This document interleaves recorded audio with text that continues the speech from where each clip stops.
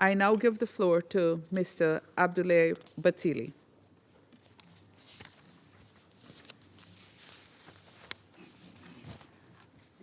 We cannot hear you. We cannot hear you, SRSG. Thank you, Madam President. Yes, we can hear you now. Can you hear me? Yes, we can hear you now. Go ahead. Can you hear me? Yes, yes, we can hear you.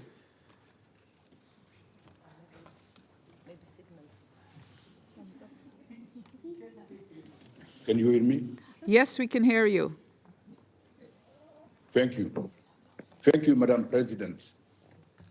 Madam President, in 2 days, Libya will mark the anniversary of the 17th February 2011 revolution.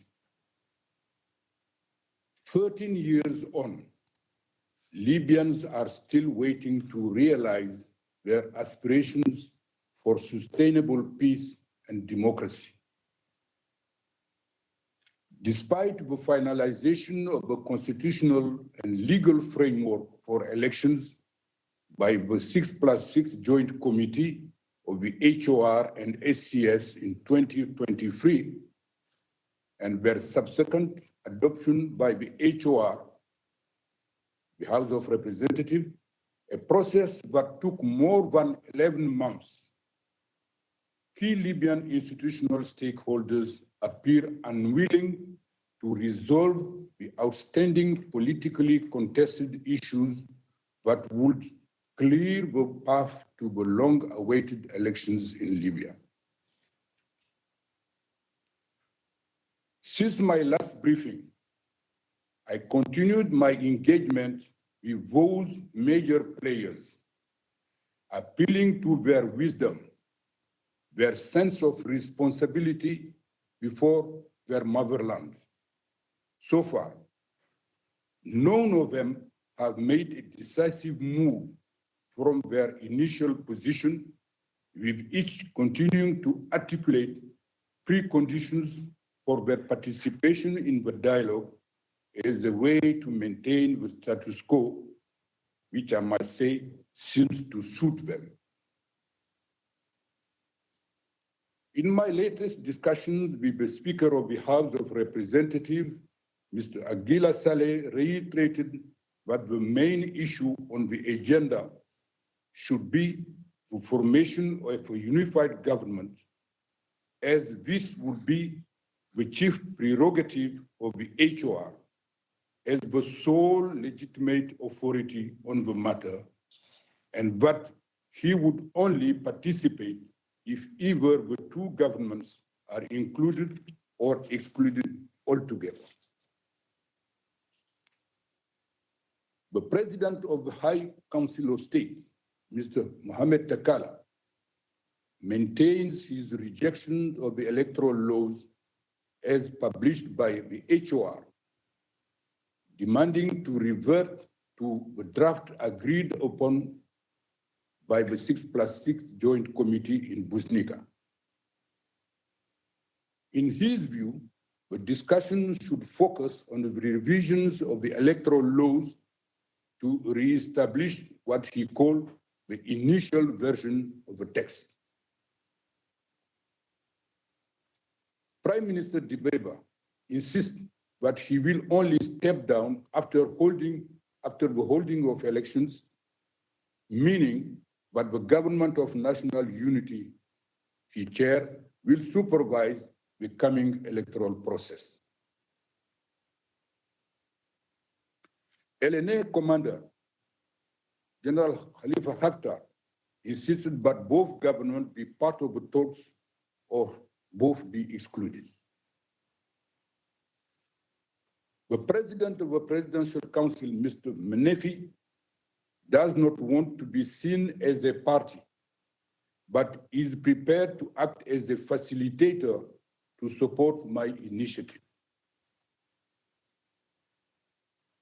Madam President, the way forward requires that all issues that prevent elections from taking place in 2021 be resolved through negotiations and a political settlement between the key institutional stakeholders.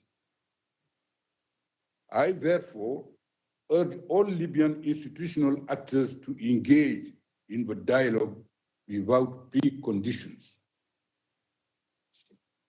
Furthermore, the fears and concerns expressed by some of the key stakeholders need to be addressed, including a temporary mechanism for transparent management and equitable distribution of resources, safeguard to provide a level playing field for all candidates, and guarantees that elections do not result in a winner-takes-all scenario to the detriment of the others. The envisaged political settlement must also include an ironclad timeline of steps leading to polling day.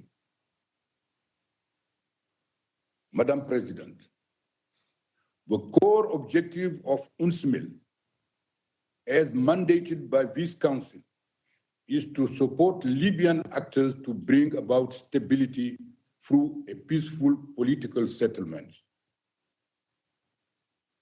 I therefore would not support any initiative which will bring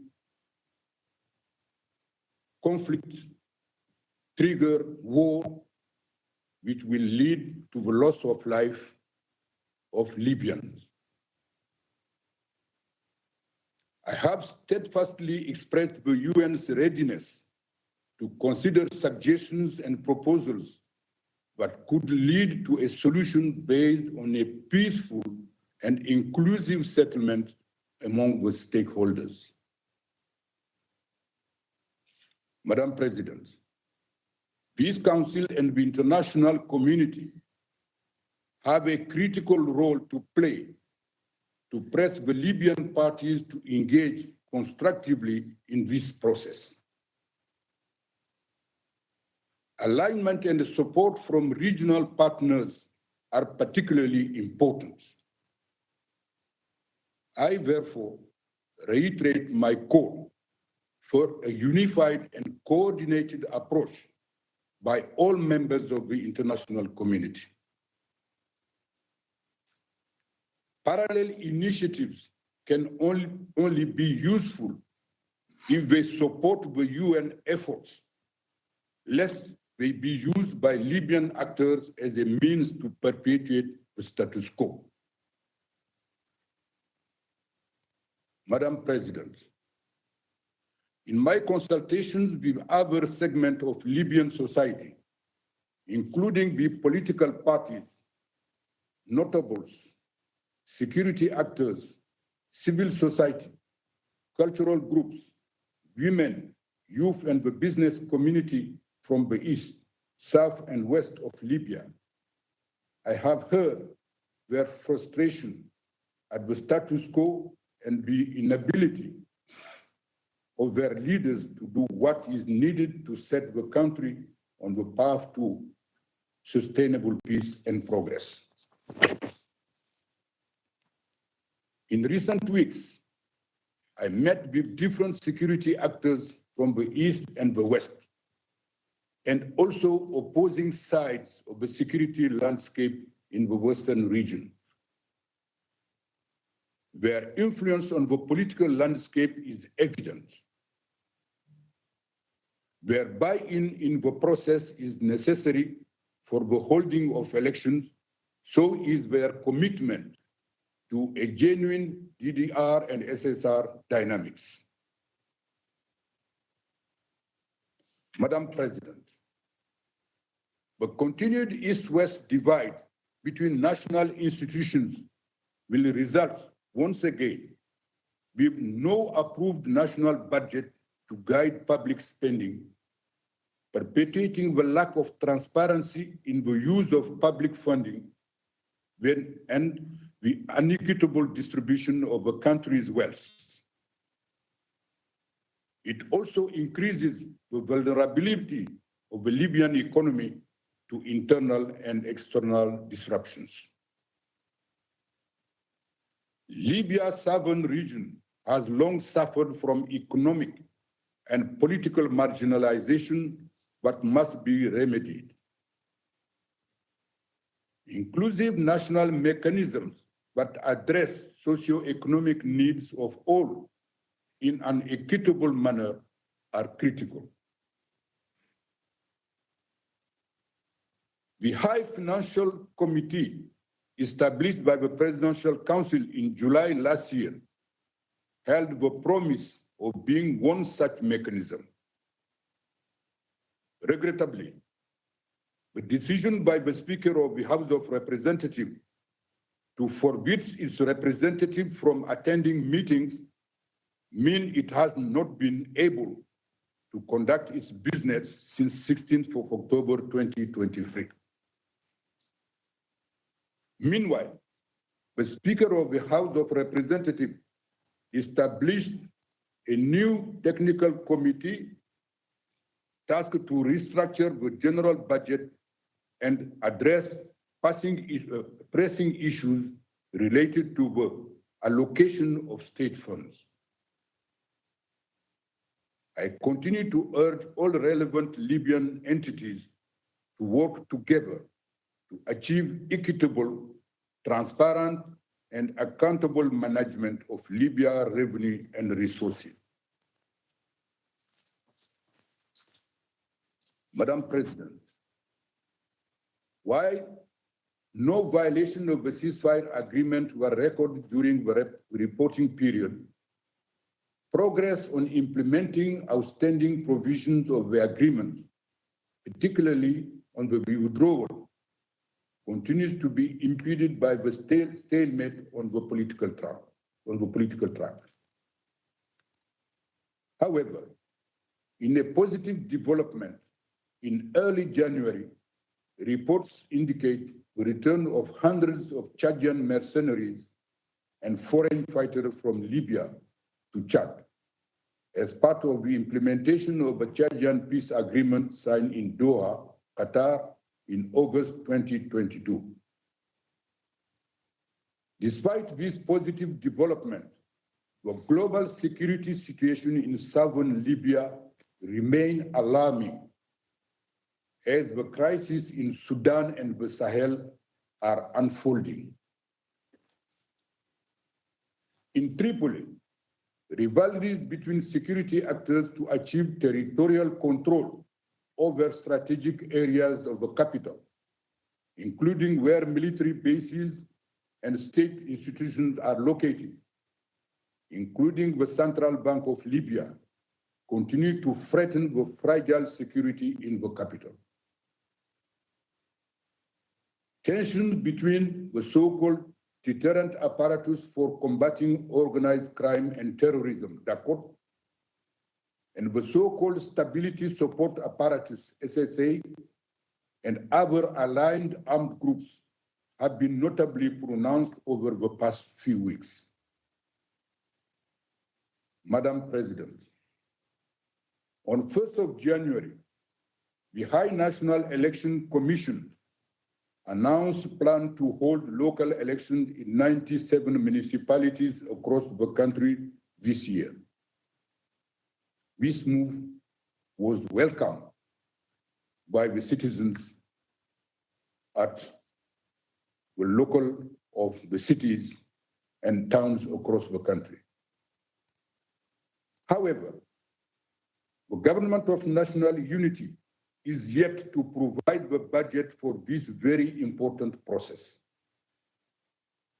I am also concerned that in the first week of February, 11 High National Electoral Commission field offices in area under the administration of the HOR-appointed government were instructed to suspend their activity and close. This constitutes an unacceptable interference in the operation of this sovereign national institution, HNEC. I urge all authorities concerned to lift the ban on the activities of HNEC structures and further call on the GNU, the Government of National Unity, to release the budgetary allocation dedicated to SNEC to allow for the latter to expedite preparation for municipal elections.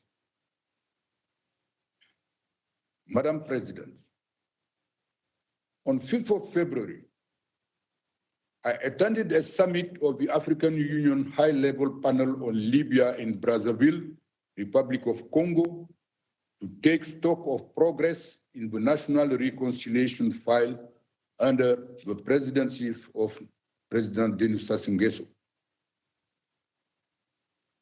I commended the African Union in close consultation with the Presidential Council for their effort in the reconciliation file and underscore the need to support a rights-based approach to reconciliation rooted in the principles of transitional justice that includes all Libyans and does not take place at the expense of accountability. I also encourage the African Union to deploy a dedicated team of experts to Libya, able to share the experience and lessons learned from pertinent reconciliation processes in Africa and elsewhere. The operationalization of such a team would help the national team conduct their efforts in a more efficient manner. I am concerned by a draft national reconciliation law that was discussed by the HOR on 3rd of January, which appears to bypass the Presidential Council by establishing a new mechanism for reconciliation.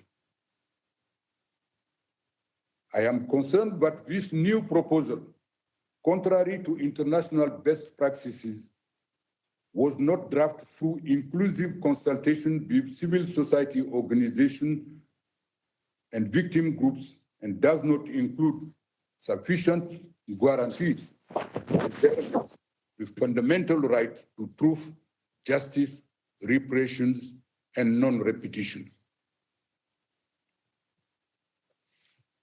Madam President, in my last briefing, I highlighted that over the previous 9 months, security actors had arbitrarily detained at least 60 individuals, including children, for their actual or perceived political affiliations.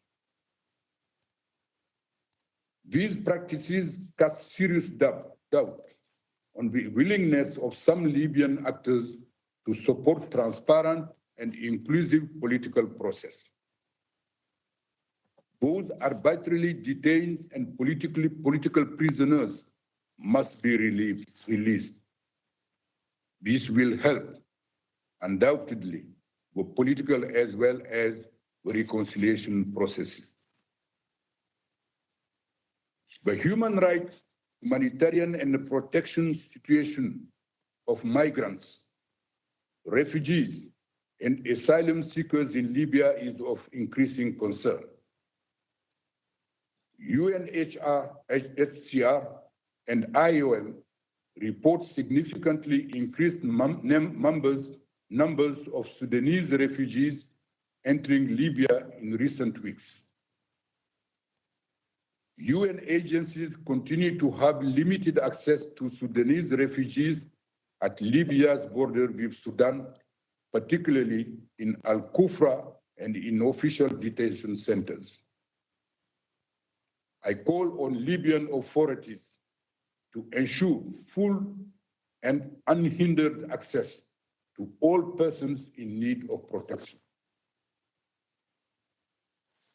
I remain alarmed at continued collective expulsions of migrants and refugees across the borders between Libya and neighboring countries. I reiterate my call on the authorities of all countries concerned to end forced expulsions, which are violations of international law. I also reiterate my call for full access and independent investigation into all alleged violations and abuses in Libyan detention facilities where the situation is particularly dire. I am encouraged that the AU-EU-UN Task Force on the situation of migrants and refugees in Libya has reconvened to address urgent priority to strengthen migration management in Libya. Madam President, I welcome the Libyan storm and flood response rapid damage and need assessment report of the World Bank, United Nations, and European Union released on 24th of January in response to the catastrophic floods in eastern Libya on 10th and 11th September 2023. The report proposes elements for national planning to overcome impacts of the disaster, underscoring the importance of close collaboration and coordination among national stakeholders with support of international partners to advance resilient, inclusive, and sustainable reconstruction and recovery for affected communities. I call on all Libyan leaders to channel their collective resources and expertise towards rebuilding and putting the lives and livelihood of the affected people first. Madam President, in conclusion, I reiterate that progress on holding credible national elections is not possible without a political settlement amongst Libyan main institutional stakeholders. I urge Libyan leaders, once again, to put their self-interest aside and come to the negotiation table in good faith, ready to discuss all contested issues. Reluctance to do so called into question not only their commitment to the elections, but to the unity and the future of their country, for which they should be held accountable. To avoid Libya sliding into disintegration as foreseen through numerous alarming signs, a political agreement is urgently needed among the major stakeholders to form a unified government that will lead the country to elections. I call on their sense of moral duty to negotiate and reach a compromise to restore the dignity of their motherland. Madam Chair, I thank you. I thank Mr. Bathily for his briefing.